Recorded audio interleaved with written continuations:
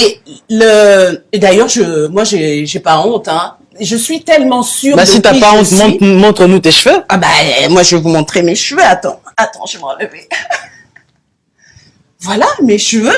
Et ce qui est important, voilà, moi, j'assume. Ce qui est important, c'est T'es en que rémission. je ne mets pas une perruque. Moi, ma beauté vient de ma connaissance. De ma connaissance de qui je suis en Jésus-Christ. Et j'aimerais que les gens arrêtent de dire aux femmes, de complexer les femmes, de les mettre mal à l'aise en disant, toi, tu vas aller en enfer parce que tu mets des faux cheveux, parce que... Voilà, donc quand j'ai dit que nous sommes au 21e siècle, cela veut dire que quoi? Ça dit que Dieu ne nous regarde pas parce qu'on a mis des mèches. Dieu ne nous regarde pas parce qu'il ne nous condamne pas plutôt parce qu'on a mis des mèches ou on a mis des faux ongles. Non. Dieu ne nous regarde pas parce qu'il ne nous condamne pas plutôt parce qu'on a mis des mèches ou on a mis des faux ongles. Non. Dieu ne nous regarde pas parce qu'il ne nous condamne pas plutôt parce qu'on a mis des mèches ou on a mis des faux ongles. Non.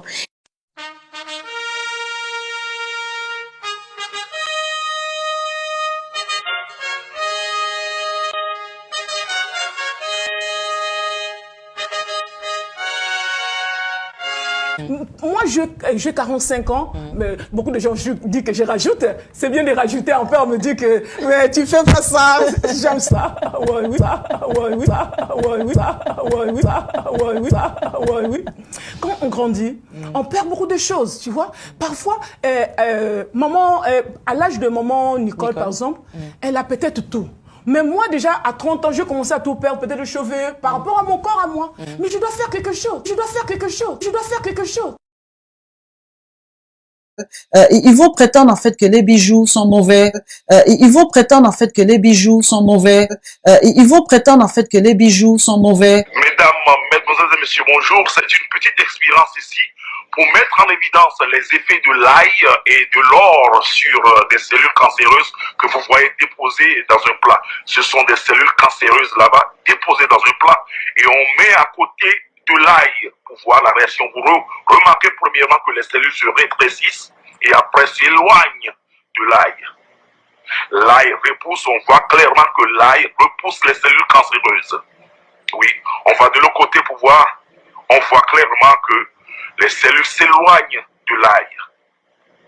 Elles s'éloignent bien sûr de l'ail. Oui, oui, oui. On voit clairement que les cellules ne veulent pas s'approcher de l'ail. On fait maintenant l'expérience avec une bague en or et c'est l'effet contraire que nous remarquons. Nous remarquons que les cellules s'expandent premièrement et s'approchent de la bague en or et veulent l'engloutir. On va de l'autre côté, derrière, les cellules rebroussent chemin et s'approchent, bien sûr, se ruent vers la bague en or. C'est comme un miracle ici. Vous voyez clairement que l'effet de l'ail, quand on vous dit de consommer de l'ail, on dit que l'ail a des effets très très très positifs sur la santé. Et voilà la preuve ici. Voilà une petite mise en évidence et j'espère que vous allez prendre une bonne note. Ils vont prétendre en fait que les bijoux sont mauvais. Ils vont prétendre que les mèches sont mauvais. Même les pantalons, quelquefois, ils disent que c'est mauvais aussi. Mais en fait, qui est-ce qui a créé tout ça? Dieu nous a créé, mais après nous a donné de l'intelligence pour avoir de la créativité. Donc les mèches, c'est de la créativité aussi. Donc les mèches, c'est de la créativité aussi. Donc les mèches, c'est de la créativité aussi.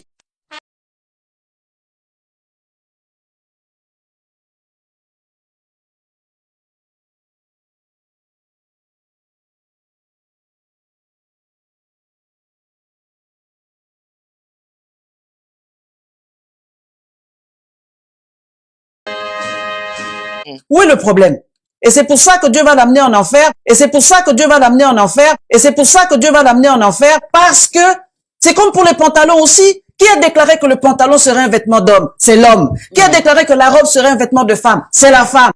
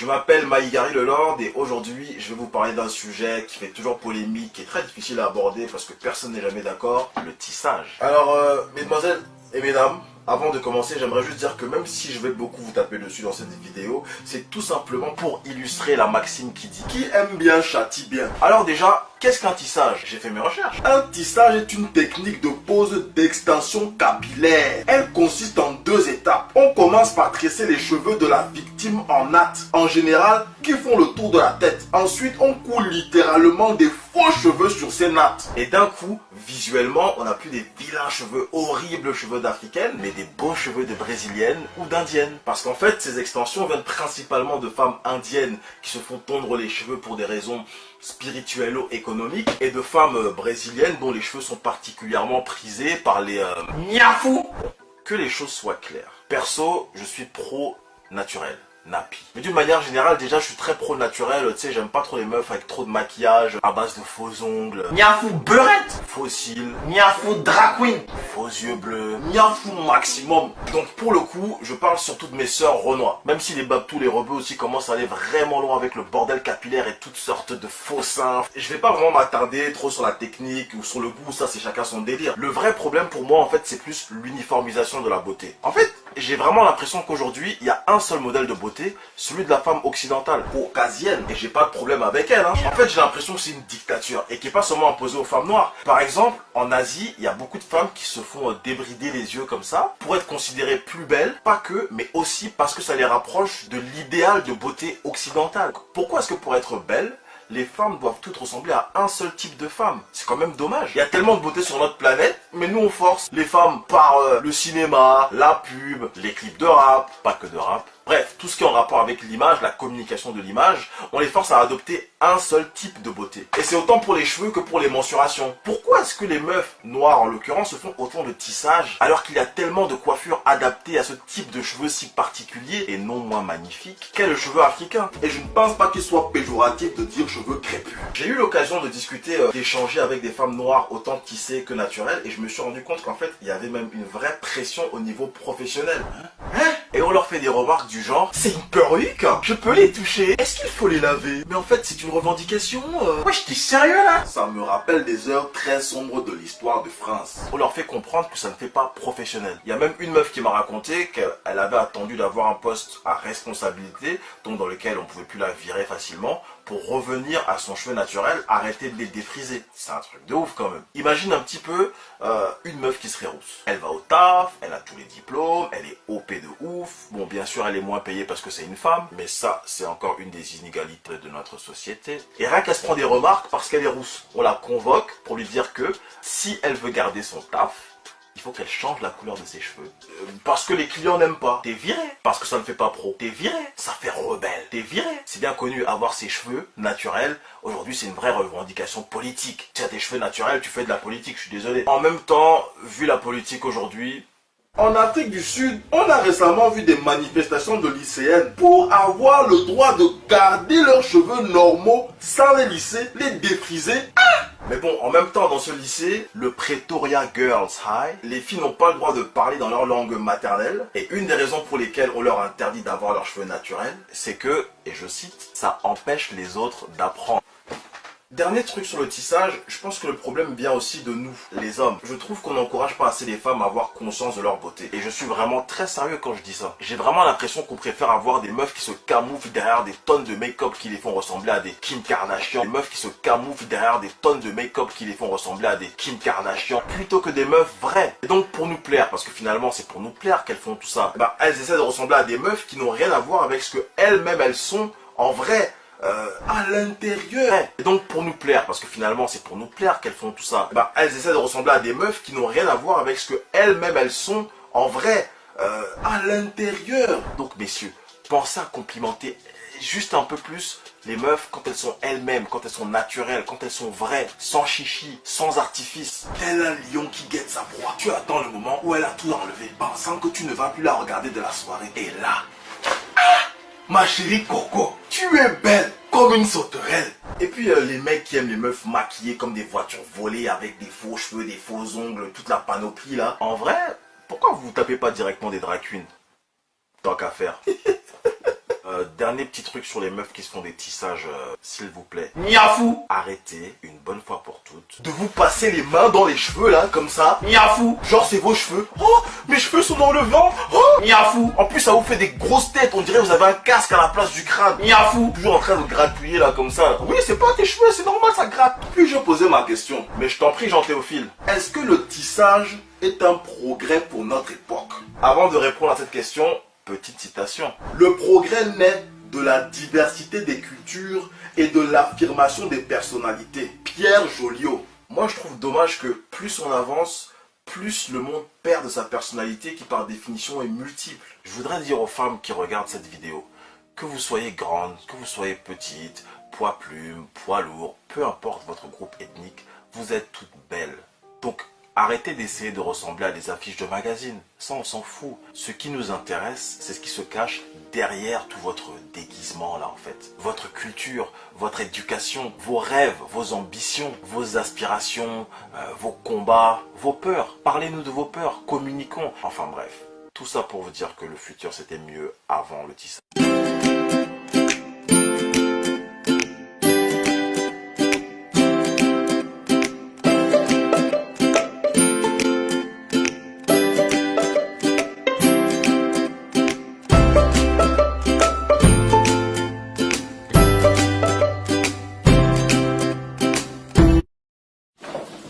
Salut, je m'appelle Célie, j'ai 24 ans, je viens juste de finir mes études en sciences politiques, j'habite à Paris, j'ai une grande maison, j'ai plein d'argent, j'ai un gars magnifique, j'ai plein d'amis, bref, la vie de rêve, genre tous les week-ends en boîte parce que j'aime trop danser, parce que je suis bien foutue, tout le monde me dit que je suis belle, bref, la vie idéale.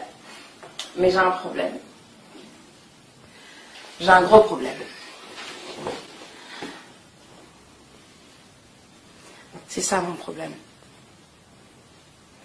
C'est qu'après les strass et les paillettes, quand je rentre chez moi, que j'enlève ma perruque, plutôt ma prothèse, ben moi je le vois, j'ai très mal.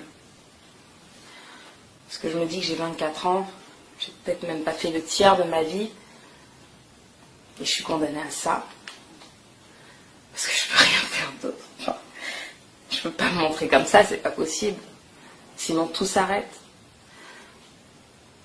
Pourquoi? Parce que je me suis tissée, et encore tissée, parce que je voulais qu'on me dise toujours que j'étais belle et encore belle et de plus en plus belle. Je me suis fait toutes sortes de mèches qui me serraient la tête. Des mèches, des lourdes mèches, je faisais des coiffures, je tirais. Je me défrisais, je me suis peut-être défrisée une centaine de fois.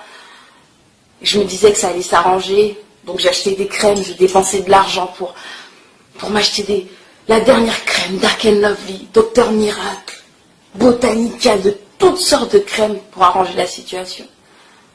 Et j'ai fait qu'aggraver la situation. Et aujourd'hui, je suis condamnée. Je suis condamnée à rester comme ça. J'ai pas le cancer, j'ai pas de leucémie. Pourquoi est-ce que je dois me traîner ça tout le temps? Pourquoi? Je veux pas que ça vous arrive. C'est un truc que je souhaite même pas à mon pire ennemi. Alors faites attention à vos cheveux, parce que ça peut être indélébile. Voilà, donc la réalité de Soli, qui est certainement la réalité de millions de femmes noires qui sont dans le même chaos, dans la même souffrance. Hein. Donc nous avons initié une campagne, l'aide de la populace, encore une fois, c'est encore nous, une campagne contre les méfaits du tissage, du défrisage, des tresses et de tout ce qui a trait à la maltraitance du cheveu afro. Aujourd'hui, il faut que ça rentre dans les têtes, il faut que ça se comprenne. Il y a un problème, un sérieux problème. Ouais, il y a un gros problème, et ce qui moi me fait mal, c'est que personne n'en parle. Personne n'a tiré l'alarme pour dire que c'était plus possible, que c'est pas possible que 80 à 90% des femmes d'une communauté noire, là, se cachent les cheveux, s'arrachent les cheveux, se font du mal avec des produits chimiques, avec des tractions répétées. C'est pas possible. Bah, je vais juste leur montrer, hein, voilà, des alopécies.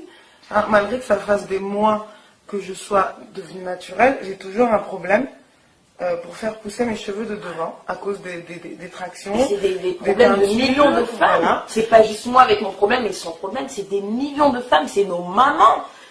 Des fois, il y a des mamans, quand on voit leurs cheveux, mais ça donne envie de pleurer. C'est des enfants qui commencent à être chauves à 10 ans, 11 ans. Mais c'est grave. On est clairement dans un déni. On est dans une souffrance. Dans un gros déni. Un gros déni. C'est-à-dire qu'on se dit, non, mais j'ai juste envie de changer de tête. Non, mais je fais ce que je veux. Oui, bien sûr, tu fais ce que tu veux. Là, tu fais ce que tu veux. Il y a pas de liberté, quand tu te casses la tête ou des tonnes de mèches, et quand tu te défrises, tu te brûles, tu te rends le cheveu tout plat. Nous avons des cadavres de cheveux sur la tête. Ouais. C'est pas que des cheveux, non. Ce sont les cendres. C'est comme quand on brûle, ce qui reste, c'est ça. Et aujourd'hui, il faut qu'on arrête de faire semblant. Moi en tout cas, je ne veux plus faire semblant. Quitte à brusquer ou blesser ou piquer ou énerver les gens, moi je suis pas là pour faire plaisir. Ma cause, mon militantisme, mon engagement pour la cause afro, c'est pas le sourire ou le boost, un boost. Oh, je te booste, non. C'est pas pour ça que je le fais. Parce que demain, quand on aura une ribambelle de petites filles qui seront comme Naomi Campbell avec des rangées de déserts capillaires, moi j'ai pas envie d'être là et d'avoir dit que je n'ai rien fait. Je vais me battre jusqu'à ce que ça passe. Si on peut le faire passer dans les écoles, si on peut le faire passer dans les pharmacies, on va le faire. On n'est pas là, c'est que le début de la campagne. Ouais, parce qu'on colle dans le métro, oui, parce qu'on veut que tout le monde voit. Il y en a qui pensent qu'on devrait laver notre linge sale en famille, alors que non, quand il y a des petits concernés, des petits de 3 mois, on m'a défrisé les cheveux à l'âge de 3 ans, 4 ans, on me mettait déjà des produits chimiques sur la tête, et je sais que je suis très loin d'être la seule. Donc il faut tirer l'alarme. Donc pour que ce soit vu ou non par tout le monde entier, on le fera pour que ça s'arrête. Et puis moi, je voudrais rebondir surtout pour l'aspect, donc parce que c'est tous les aspects. Que ce soit en politique, on regarde Michelle Obama, Oprah Winfrey, les premières dames des présidents d'Afrique, des femmes qui sont censées être les modèles des jeunes filles. Tout le monde est dedans. C'est-à-dire qu'on est dans ce phénomène, ce cycle qui, honnêtement, me sidère. Ça, c'est d'une. De deux, dans les églises, dans les mosquées, dans les religions, on a des femmes. Oui, il faut être humble. Dieu nous dit d'être humble, de s'accepter, de faire... de l'accepter. C'est vrai ou d'accepter? Je suis pas d'accord. Je suis désolée. Ça là, c'est pas possible. C'est plus possible. Il faut arrêter de faire semblant. Pour cet aspect particulier de la spiritualité, si c'est ça, donc tu veux dire que Dieu s'est trompé. Dieu aurait dû te donner des cheveux lisses. Hein? C'est ça? Et puis, ce qui est dommage, c'est qu'on accepte tout ce qu'on nous vend. C'est-à-dire que moi, je suis allée dans une boutique à Château-Rouge. J'ai donné mon argent au vendeur qui ne voulait pas du tout mon bien. Parce que lui, il sait ce qu'il vend, il sait ce qu'il y a dedans, il sait ce que ça fait, mais lui, il ne le met pas sur les cheveux de ses enfants. Donc, je lui ai donné mon argent, je l'ai acheté et je l'ai même remercié. Bonjour monsieur, à la prochaine.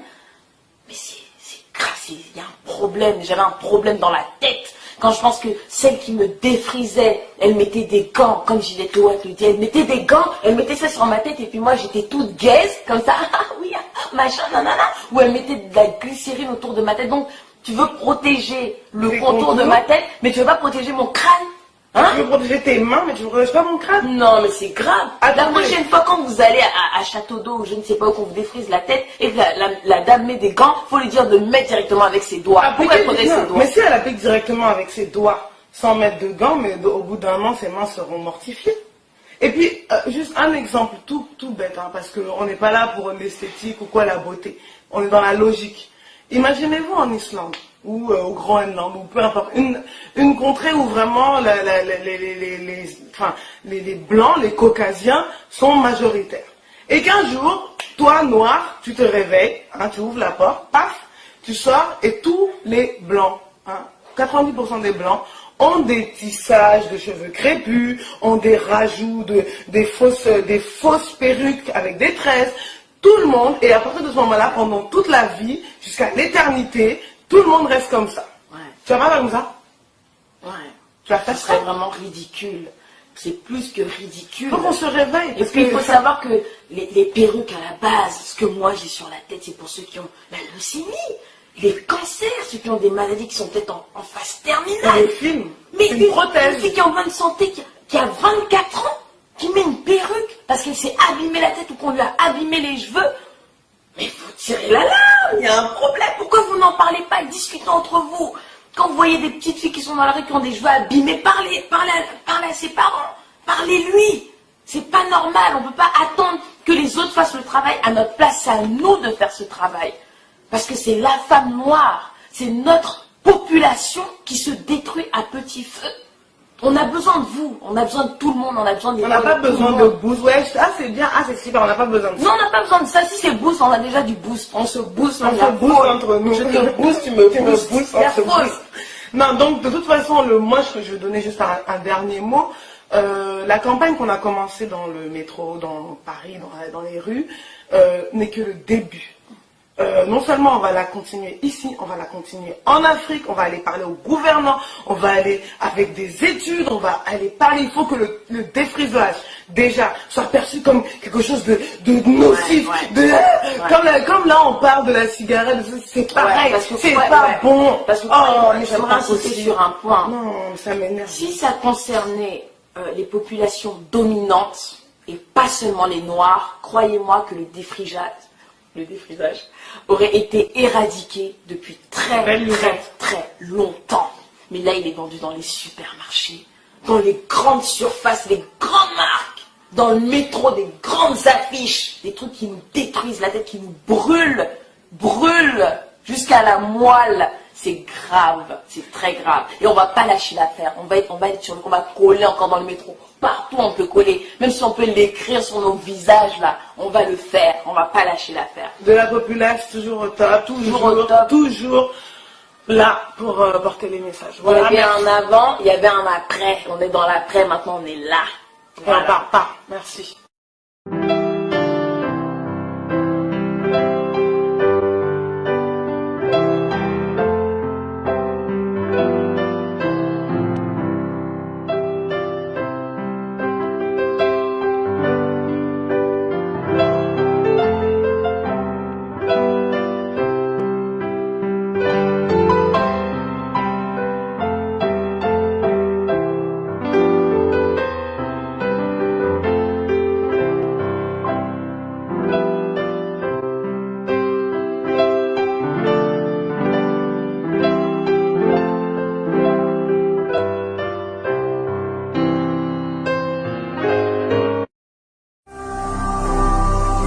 Ne manquez pas de vous abonner à notre chaîne YouTube Jésus-Christ TV, en cliquant sur le bouton s'abonner, juste au bas de la fenêtre de cette vidéo.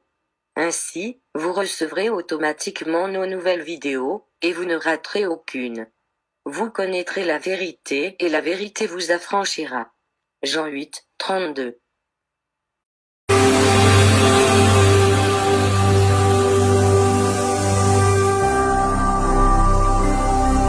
Jésus-Christ TV, vous connaîtrez la vérité et la vérité vous affranchira.